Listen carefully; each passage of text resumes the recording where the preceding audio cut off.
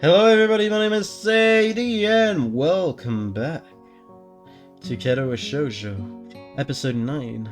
The last episode before the 2 digits. An achievement that was only achieved by Omori before that, but it's gonna be achieved by Katawa Shoujo next episode. So yeah, last time we got to know Lilly and Hanako, most importantly Hanako, more. A little bit more about their relationship, our relationship with Hanako. Let's see how everything goes down. Absenteeism. Alright, wait. Just to make sure.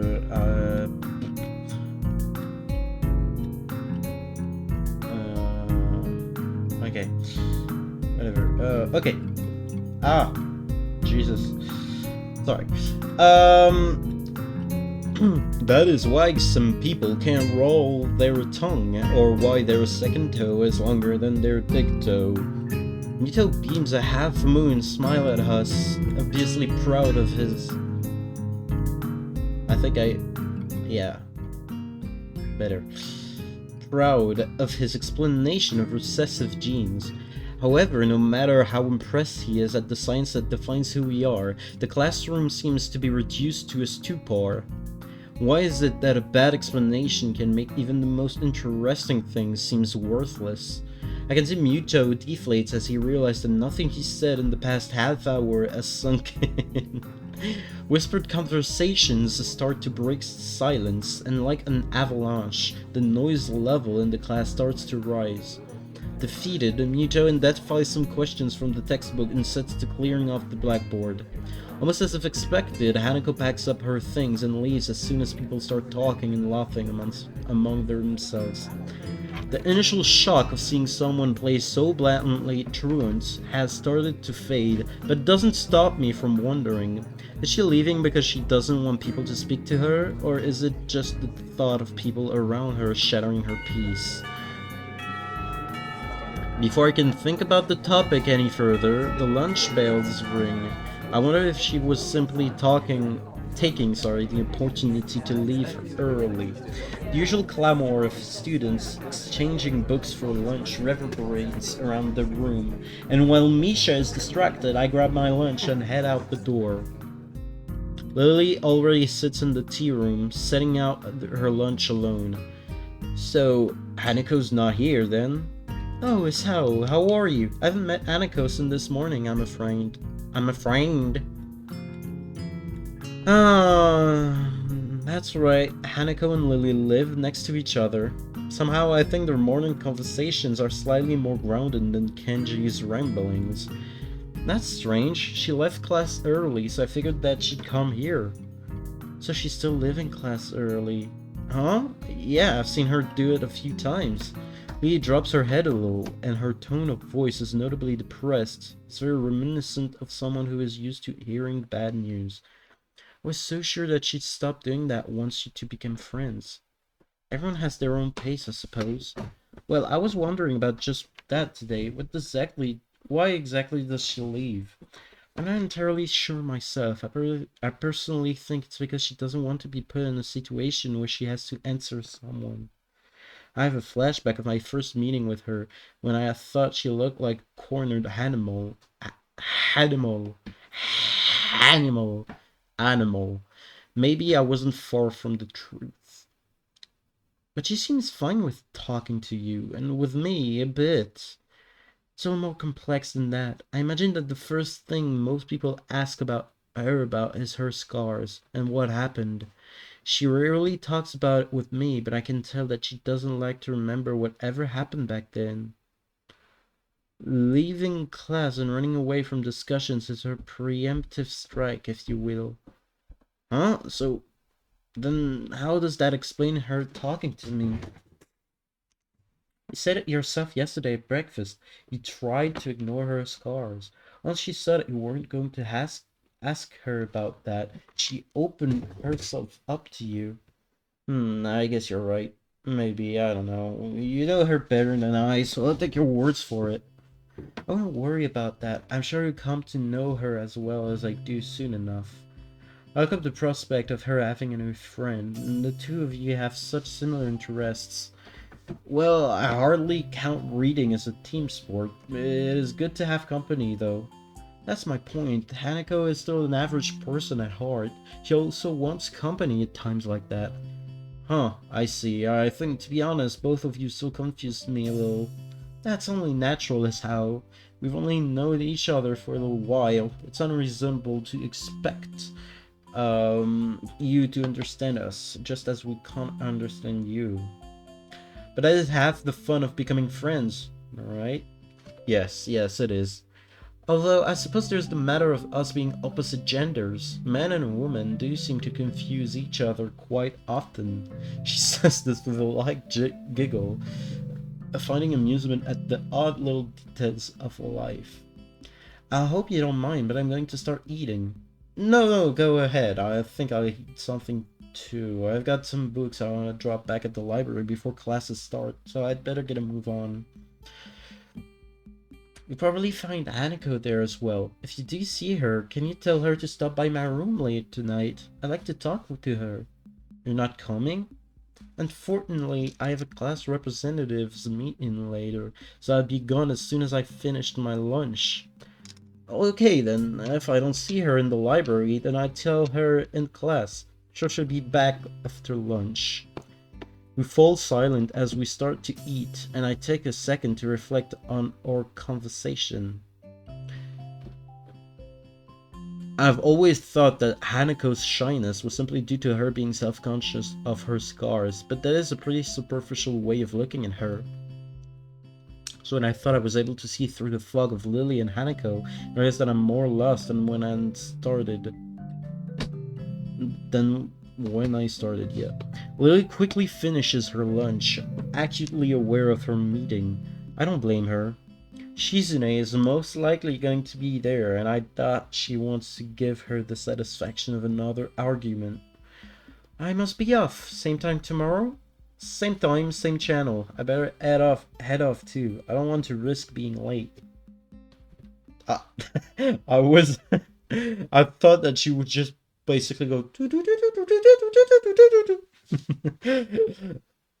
Lily smiles, gently picks up her cane, and walks out into the hall. I turn my back on Lily as we head in opposite direction. For some reason, I find myself hoping she doesn't get into another fight with Shizune. As much as I like Lily, Shizune and Misha have been pretty instrumental in helping me adjust, even if half of our conversations I thinly veiled the recruitment attempts. Then again, I barely know either of them. Maybe they were previously leaders of some kind of secret society, but their love for each other drove them apart.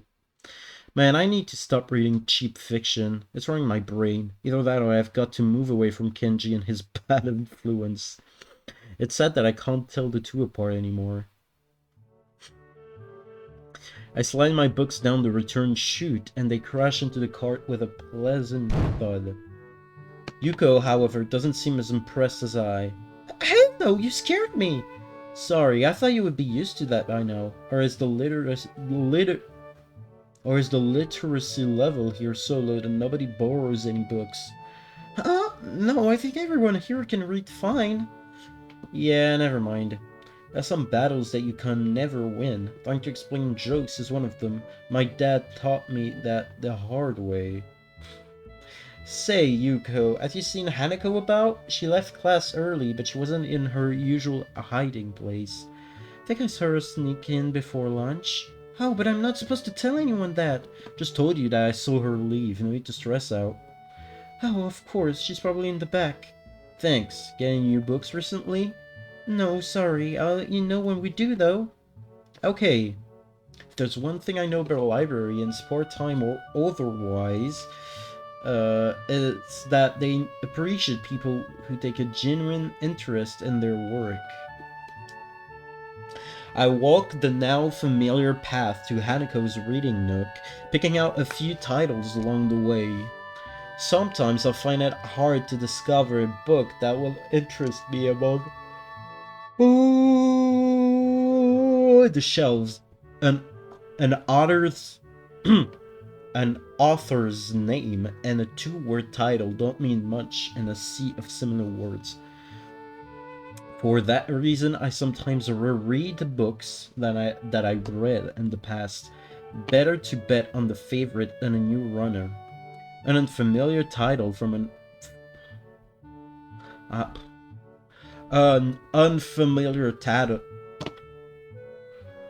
Dude! An unfamiliar title from a familiar author peeks out among the spines of its neighbors, so I remove it from the shelf. At least I'm not going over old material. As expected, Hanako sits on her beanbag, buried deep in a copy of Dance Dance Dance.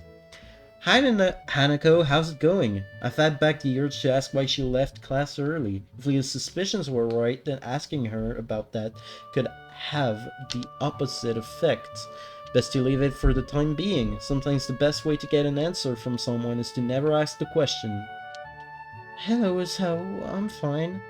Something seems off, and after a couple of seconds I realize what it is. Hanako's smiling. She looks as if she's pleased to see me. It's a nice change from the usual instinctively frightened reaction, and something I hope I can see more of as we get to know each other better. Good to hear. How's that book? I've heard it's a trip. It's good, I think. Only just started it, so I don't really know. Fair enough. Let me know how it goes. I may borrow it once you're done. Sure. There's a good 15 minutes left in lunch. Not enough to really get into a book, but too much to stand around doing nothing. And Hanako's already returned to her reading, so I doubt I'll get much conversation from her. Oh well, I better make myself comfortable. I slouch into a beanbag and crack open my book. The familiar style of the author leaps out at me from the very first line. As the sentences turn into paragraphs, I start to relax a little.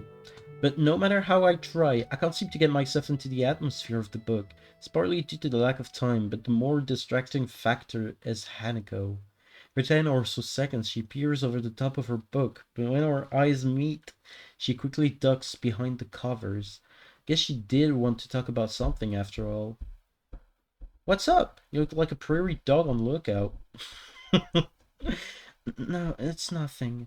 Told you before, nothing means something when you say it like that. Hanako squirms a little in her beanbag, hoping that by changing her position she'll find the words she's looking for. She's opening up? Oh shit? Oh shit? Okay. I was in an accident. Accident? Just now? Are you alright?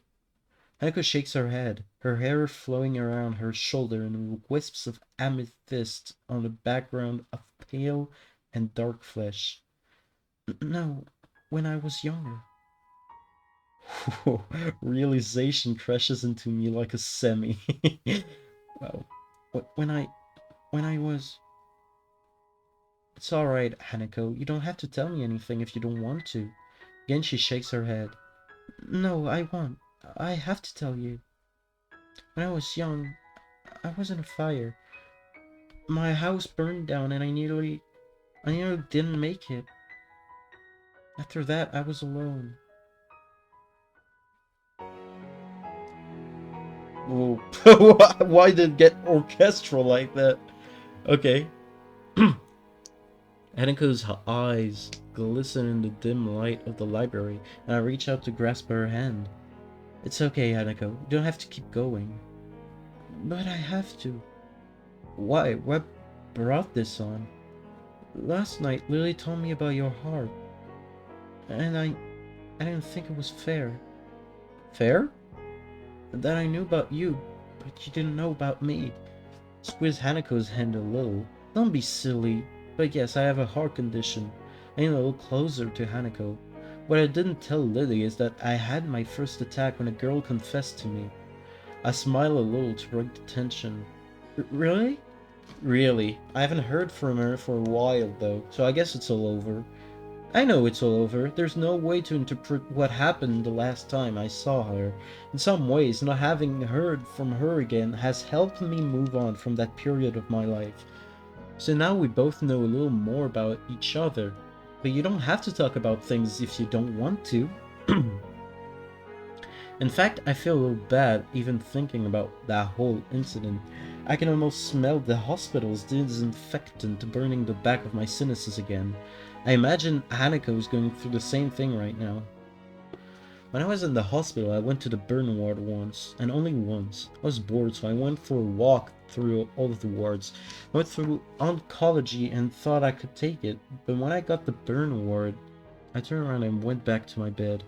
To think that Hanako would have spent months in a place like that, smelling nothing but corrupted skin, strong disinfected and sterilized hair.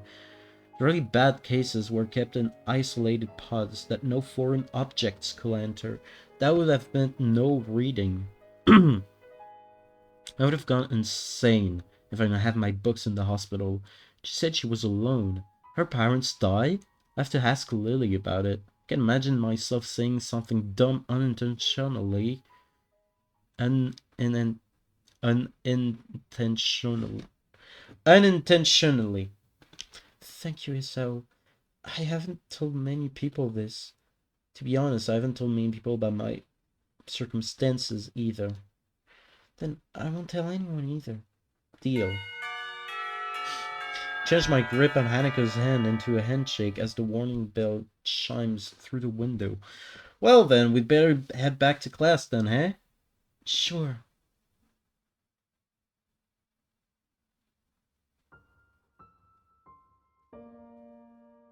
Oh, Act 3?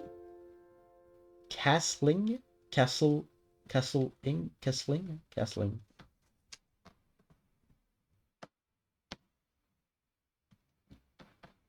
The tint of the room slowly changes from the shine of the afternoon to the orange of dusk. A clock lazily ticks away the seconds, counting in the background on the verge of hearing. No matter how long I wait, the outcome cannot be changed. The diminutive playing piece makes a small click against the board. Like a wound spring, Hanako makes her move only moments after mine. It's embarrassing. In comparison to my 5-minute moves, she seems to know exactly what she wants to do. Mate! Again, what does that make this? 3-2? Stalemates don't count? Damn, you're getting better at this every day. That or she's been holding back. I'd never have thought it when I first met her, but she really has a knack for this game. Chess seems to have become a popular pastime for the two of us, hiding away in the tea room, playing a game or two after classes. From here, the students outside can just barely be heard milling about. The everyday noises from below remind me a little of my life before Yamaku, though I'm by now well aware that it's a life I'll never go back to. Fancy another game? I have to finish my homework. Oh, well, I'll see you tomorrow then. But what about this? Hanako points to the tea set surrounding the mostly empty chessboard. Don't worry about that, I've got it. Okay, see you later. Hanako departs as I start cleaning up the area.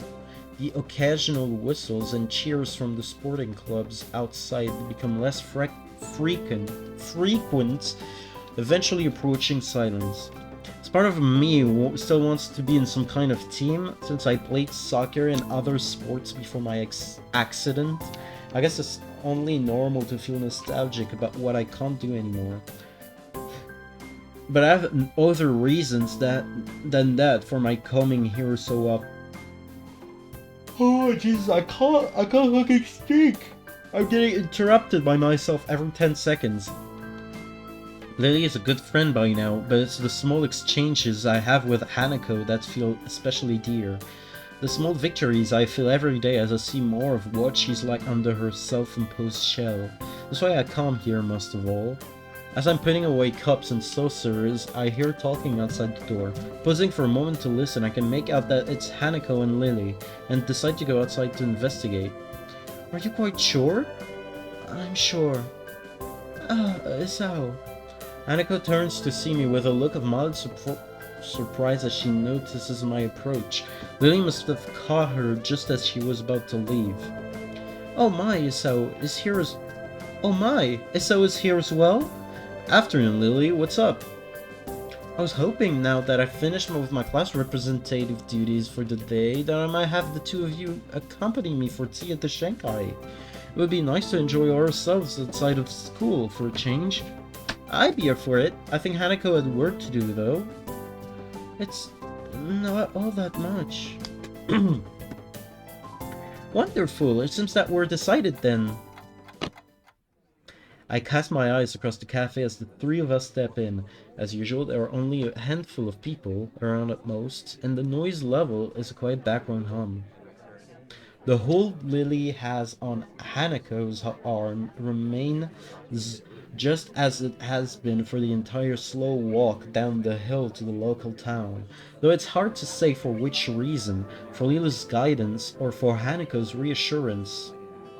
For a moment, Lily removes her arm from Hanako's to retract her cane as Yuuko quickly skitters over to where we stand, but soon replaces it right back where it had been. Welcome to the Shanghai! May I take your order? She gives a deep bow, her well-delivered and professional introduction putting her in a good mood. It's a nice change from the norm for Yuuko. Just tea, please. Hanako, Hisao. I have a slice of pie and a coffee. Just tea, please. Coming right up. Please take any seat you wish, and I'll be back shortly. Yuuko gives a smile and a nod before shuffling to the counter, and we make our way to some empty seats by the window in quick measure. We slip into our seats, the girls on one side with Lily's cane propped up beside them and I on the other. I realize that Hanako's not doing something that she so often does. Rather than keeping her eyes pinned to the ground and hiding behind her blind escort, busily trying to convince herself that the world around them doesn't exist, she's merely keeping her eyes low and helping Lily around. Are you okay, Lily? You look tired. She lowers her head a little, looking somewhat embarrassed that she let it show. Class representative work can be very tiring, considering that it often means dealing with the student council. Oh boy, very tiring indeed. How do the other representatives go? Better than I, but not by much. Chizune is a harsh taskmaster no matter whom she deals with. It doesn't sound like you particularly relish the job. Why do you do it in the first place if it's that bad? Being a class representative is enjoyable, and I can deal with the responsibility well enough. It's just that the people involved are sometimes... She trails off, cutting her words at a rather opportune spot. It's hard to imagine Lily cursing, but I imagine that if anyone could make her do so, it would be Chizune. Hanako looks to be withering a bit in the light of such conflict, but before I can steer the topic away a little, she stands up. Hanako? I'll be back in a bit. With that, she leaves for the restrooms. I suppose that's one way to deal with the situation, if that was indeed her motivation. Lily, however, looks a little wounded. Don't worry about it. I don't think it was you. But I think she's been getting stronger recently. You've seen it yourself, right? Went a bit awry. Fortunately, Lily doesn't look offended, and by now, I really shouldn't be quite so scared of stepping on that landmine around. You've seen it yourself, Lily. Possibly. Sometimes I find it hard to tell, though. Silence reigns for a moment before 2 teacups, a pie, and a mug of steaming coffee appears in front of us. I notice that Yuuko takes special care to place the teacup against the tip of Lily's finger, letting her know where it is. That's nice. Here you go! Thanks, Yuuko. Thank you. With a quick and silent bow, the bespectacled... Here we go again. The bespectacled waitress takes her leave. Ah, that's right. I was meaning to ask you something, and now would be the right time to do so. I'm all ears. Hanako's birthday is coming up, and I was hoping that you might accompany me for present shopping in the city this weekend. Hanako's birthday's soon? I suppose it would be a nice chance to cheer her up a bit.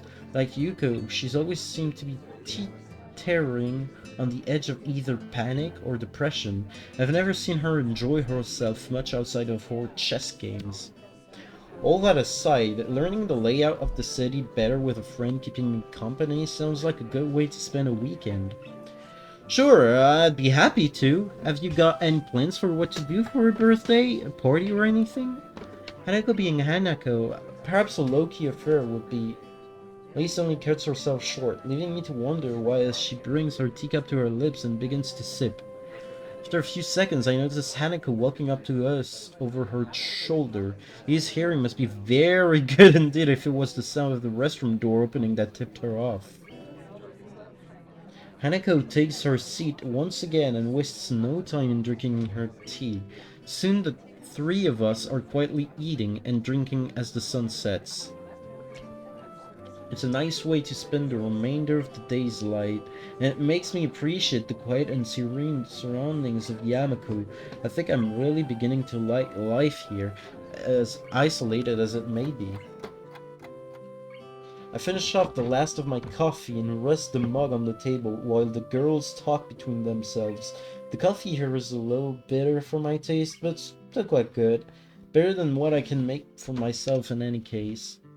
The girls' discussion is mainly focused on their respective reading preferences, which does give me a little curiosity about a related topic.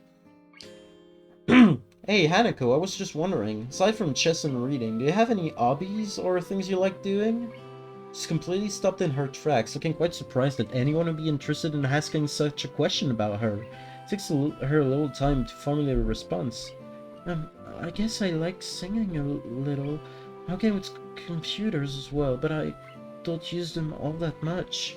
Singing is not exactly something I expected to hear. It's hard to imagine her singing voice, given how so soft-spoken she is. Lilly, on the other hand, simply nods. She must already know all this, since she's been friends with Hanako for 1 year or so by now. What about you? Me? She hesitates before quickly flicking her head up and down. It's only logical that she'd want me to talk about my hobbies after she's told me hers. There's chess, obviously, but also there was soccer as well, but I can't really do that anymore. Reading, which I picked up in hospital, surprisingly hard. The lady and Hanako looked so put off by the direction this is taking. The more I think about it, the more I am too. Sounds as if you've picked up quite a few things since your accident. Lee's candor is coated with probably the most positive spin one could put on what I said. Hanako, however, is silent. If a situation becomes difficult, her reaction always seems to be withdrawing into silence in order to prevent things getting worse, that or physically retreating. A soft ringing gives us pause. As Lee reaches into her pocket, it becomes obvious that the sound's coming from her phone. Sorry. It's okay. Lee gives a quick nod before shuffling out of her seat and taking the call a little distance away to avoid disturbing the both of us. Must be nice to be popular. Hanako smiles but doesn't take up the hook for further discussion. I end up just sitting back and closing my eyes, relaxing as best I can. It's nice and peaceful here. I wonder what it'd be like to have grown up somewhere like this rather than in the city. You come from the city? Looks like I've found something she wants to talk about. Yeah, you can say that I was a city kid through and through. It sounds like a lot changed. It did. I'm still not quite sure what to make of it all, though. It's a bit of a culture shock in more ways than one. To have gone through something like this when you first arrive at Yamaku, right? Imagine most new students would. Not really. Hanako gazes a little to the side, looking unwilling to go on. I tip my head inquisitively, but a couple of seconds passes with no further answer. Can't we deal with that on Monday? The fellow has hardly settled for the last... I understand. I'll try to talk her down. You know what she's like when she's get locked onto an idea. Yes, thank you. I'll talk to you later, then. Goodbye. Lily's conversation ends with the snap of her phone closing. She returns to our table, but doesn't take her seat. Needs to go? Unfortunately, class representative work calls once again. I can come with you. It's alright, Hanako. I'll just be going straight to the student council. There's no need to spoil a fine evening on my account. Besides, if you were to accompany me on my way back to the school, it would keep old poor Hisao company. Okay. I can join you for tea again later tonight if you'd like. I may well need it. We agree on that plan, and Lily says her farewells to the both of us, taking her cane after Hanako passes it to her. Despite my offer to pay for Lily's share, she insists on giving us her portion of the bill and gives her regards to Yuuko as she takes her leave. And then we're alone, and maybe all well and good to leave Hanako and me alone to have some time together, but all it typically means is the two of us sitting near each other in silence for a while. I wonder what I must look like to Hanako. I never thought of myself as a scary person, but to have someone my own age acting this way around me makes me intensely self-aware, as if it's my fault that she's so troubled. I might get more used to people if she were to stop being so cloistered in Yamaku, but then again, when even people much older than her react so strongly after a single glance at her face, she may well feel the same way I do now. It's really catch-22. If she stays in Yamaku, she won't get used to socializing, but if she leaves, any effort she might try would get thrown back at her by the people who can't deal with her scaring. Want to order something else to keep us going? We haven't had much of a dinner after all. Hanako brightens and nods vigorously, glad that I brought up the topic for her. I catch Yuka's gaze, and she dutifully comes over to take her orders. Would you like something else? I just have a sandwich special and hot chocolate, but late for coffee by now, Hanako. I'll have the same. With a nod and a bow, Yuka turns on the ball of her foot and returns behind the counter, where she busies herself fishing out bread and condiment and working machine to make our drinks. Not a word is said between us until Yuko comes back. She smiles and gives us our food and drinks before moving to a customer who's called for her attention. I give up on the prospect of having much of a conversation with my companion and decide to just enjoy the meal, small as it may be. It tastes nice, as does most of the food here. After having a few mouthfuls, I notice something's missing, namely the sound of Hanako eating. Looking back to her, I see Hanako fidgeting a little behind her untouched sandwich. Not hungry? She shakes her head from side to side. Even as she does, the patch of hair she keeps over the right side of her face still does its job in hiding it almost entirely. It's not that... Aw, I was all ready to have your share too. You look troubled. Is something wrong? Started by her thinking that I'm the one who looks troubled, but on second thought, she's probably right.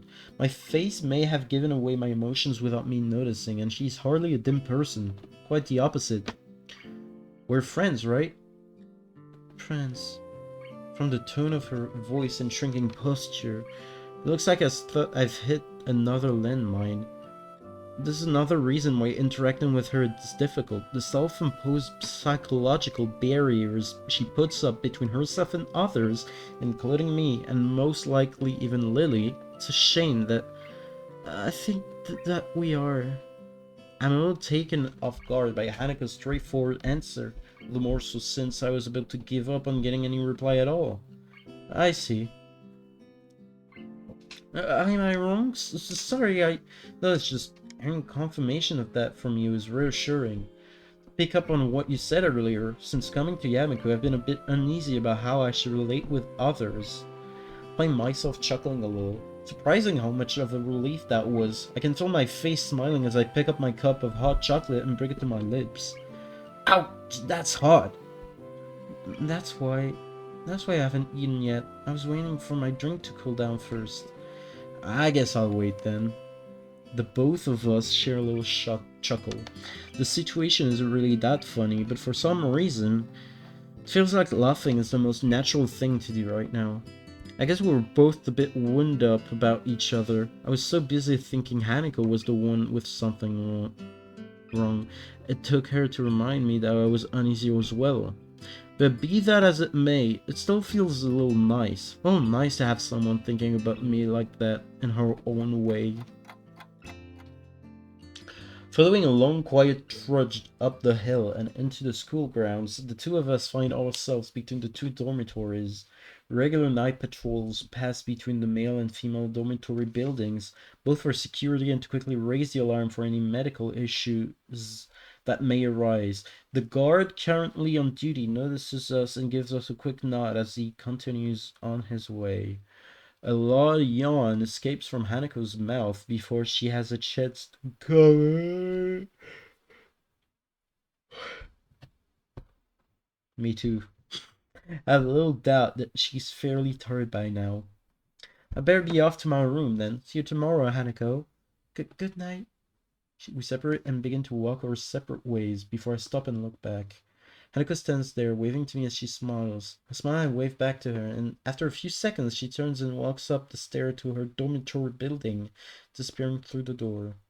These little moments we share between us feel like a small treasure.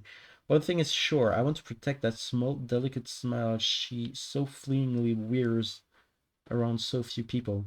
I wonder about these feelings I have when Hanako's around, and when I'm able to do things for her, whether they may be the seed for something beyond what we share now. Love, maybe?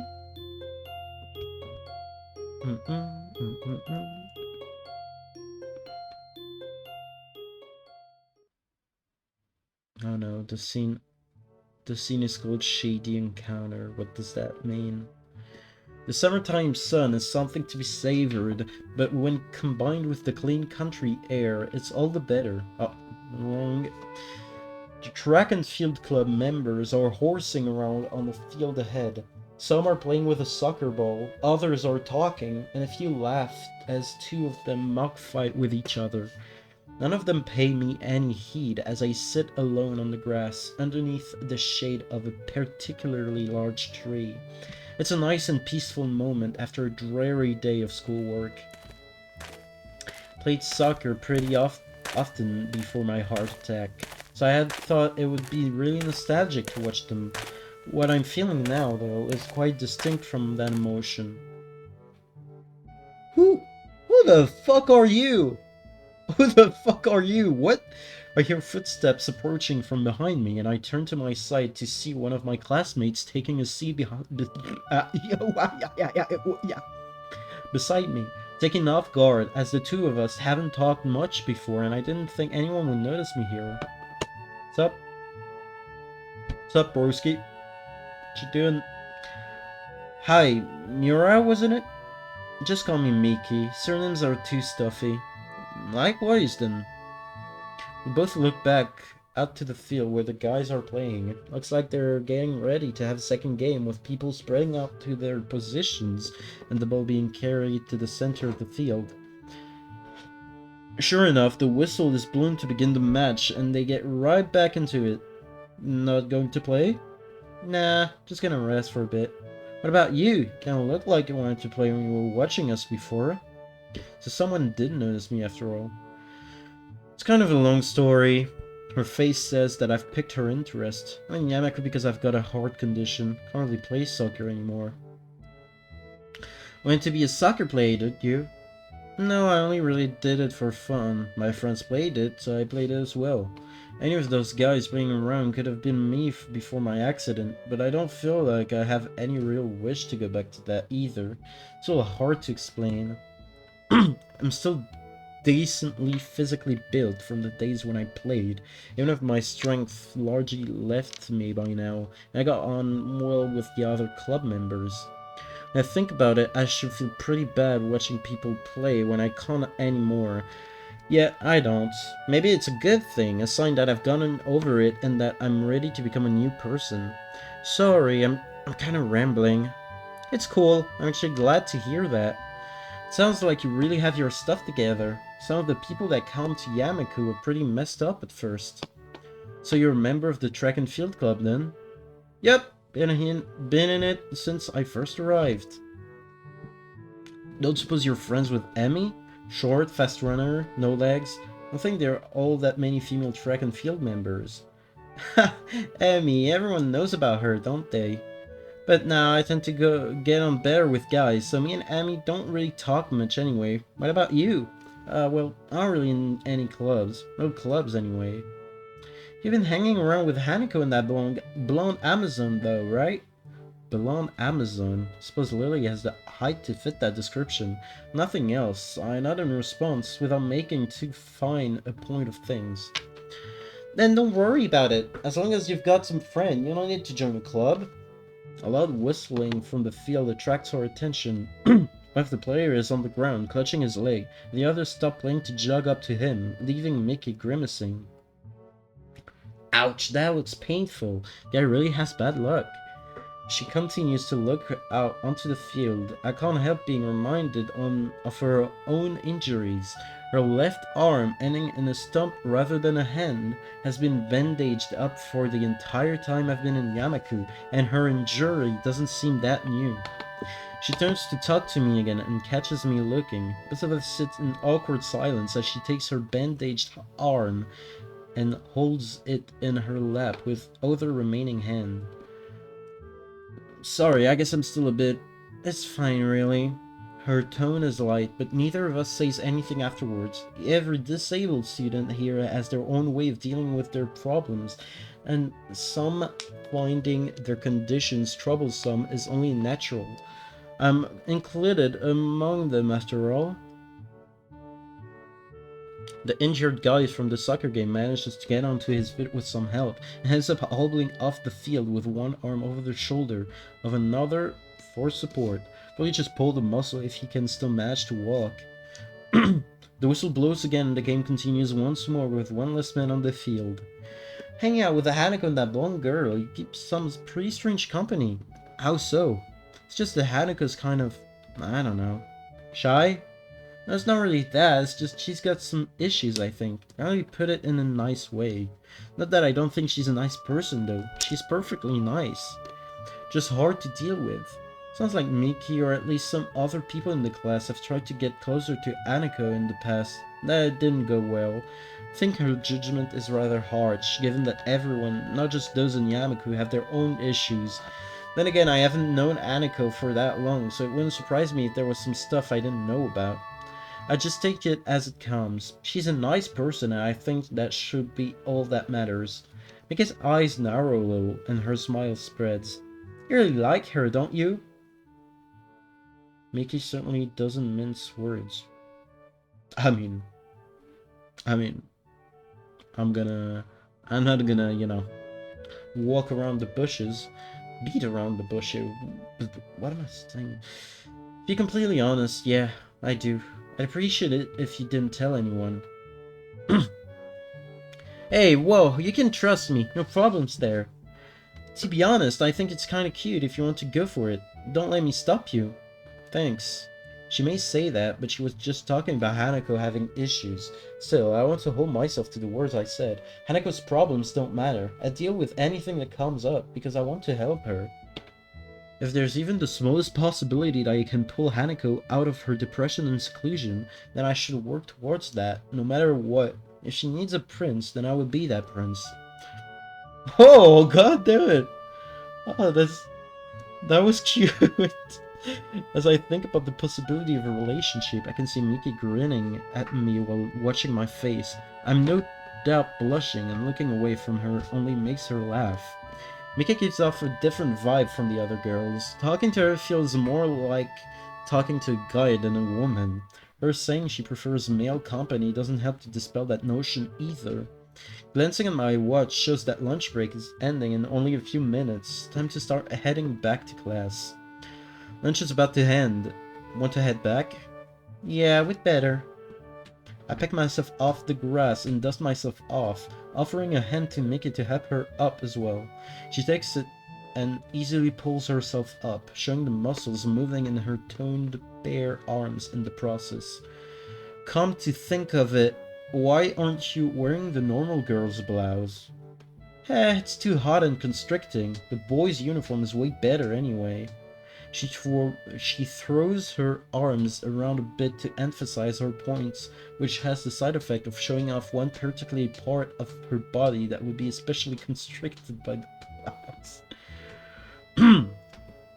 Anyway, the two of us start the walk back to the main building through the gardens, talking as we go. Sounds like you're settling in well. That's a relief. It was pretty surprising to get a transfer student at this point in the year, considering the exams are coming up. Don't remind me. Don't worry about them, just cram it and you'll be fine. That doesn't sound like good advice. She claps my shoulder a couple of times as she grins. I don't think she takes school very seriously.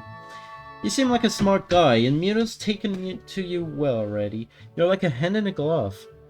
Now to work out whether that's a good thing or a bad thing. I still don't know what to make of this school. I've been here a few weeks already, but I still feel dazed at times.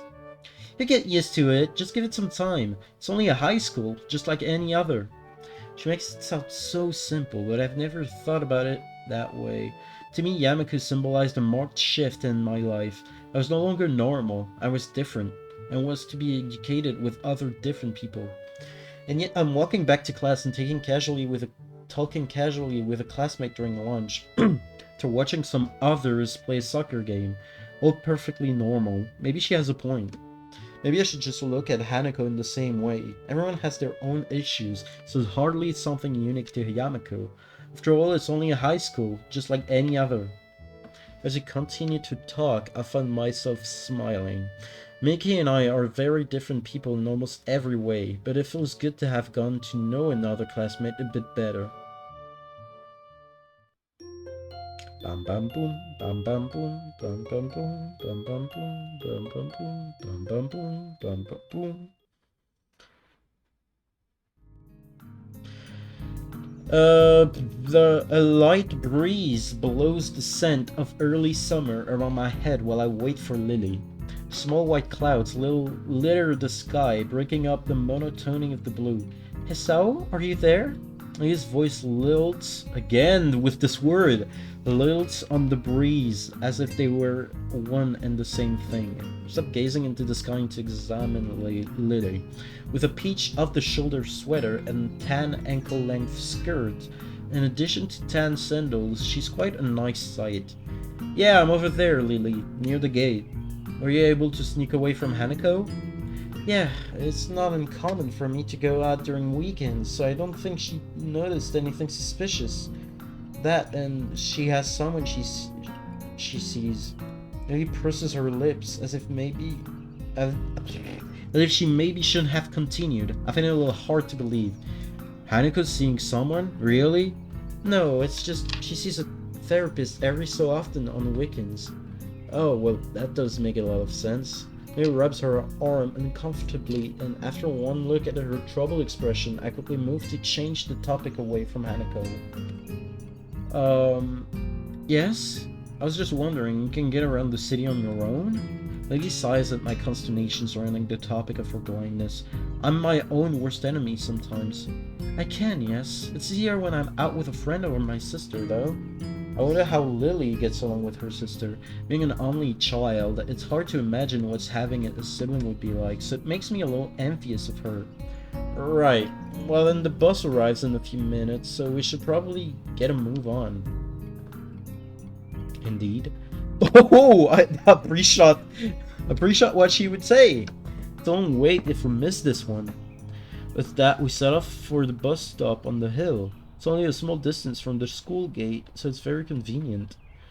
It's a nice view from here. Coming from the city, I never really got to see scenery like this, let alone on a daily basis. This area is nice for me as well. It's tranquil and away from the noises and smells of the city. Lily's head perks up in a trademark gesture of hers, signifying that she's caught a sound. Oh, here comes the bus. I look down the road to see the bus trundling up the hill. Her hearing's quite a useful tool. The bus only takes a short while to reach the bus stop, forcing its way up the road, and within a minute we're on our way to the city. That is a city, alright. Walking around the city, I feel a distinct nostalgia. The smells, the traffic, the tall buildings everywhere. It's a lot of like my native city, save for the raised walkways. It feels a little weird, walking around the city as casually as I would in the park, but with cars rushing around underneath me. As I'm busily pondering the engineering marvel that is the raised walkway, I get a surprise. It takes a moment for me to realize that Lily has wrapped her arm around mine, extending her cane in front of her with her other hand. For a moment I'm startled, but I manage to keep enough of a lid on it for Lily not to notice. Well, it's not the first time that Lily relied on me for guidance. She'd only held onto my sleeve scuff before. So it's logical that it would be easier for her to navigate the crowded and complex areas such as the city while securely linked. But I'm far from being as used to this kind of contact as Lily is. Finally realizing the growing silence between us as Lily waits for me to get moving, I quickly kick my brain into gears. You know, it was quite a surprise that Hanako liked to sing. Have you ever heard her do that before? I have indeed. We've been to karaoke sessions several times, along with my sister. I can't say I take to the activity much, but the other two liked it. Maybe Hanako doing karaoke is more fitting than I initially thought. Just her and those she knows, all alone in a little room. It would give her a rare chance to let her guard down, with nobody else there to judge her. What the fuck are those? Okay, that's so loud, like, what? Maybe it would be nice to bring her into town for a karaoke birthday party if she likes doing it. I'm not sure she would deal very well with the excitement. I move to protest, but her face shows that she's mulling the proposal over some more. It takes quite some time for her to come to a conclusion. Then again, the best thing you can do for Hanako at this point is to try to create some pleasant birthday memories. Continually treating her as if she's abnormal won't help. I think you're right. If she has something to remember apart from loss, then maybe she'll come around. If we buy her something nice that she could see every day, then maybe she'd be able to take her mind off her past and remember that she has friends. And in any case, I think Hanako can handle something fun like this.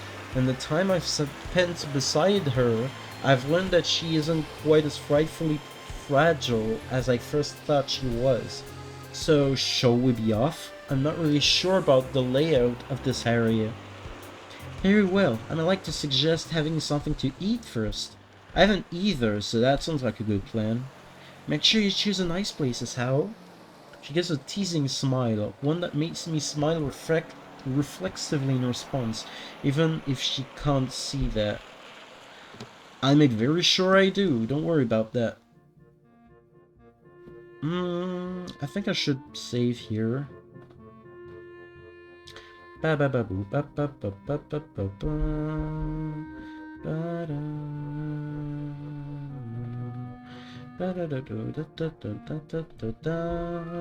we're back to the menu. Alright guys, so that was Katawa Shoujo episode 9. I hope you guys liked it. Hopefully next episode there's some, some action, some more I mean, no, I'm not implying this. You know what I mean. Anyway, thank you so much everyone for watching. Be sure to like, comment, and subscribe if you like the content and would like to see more. And I will see you in the next video. Kudos.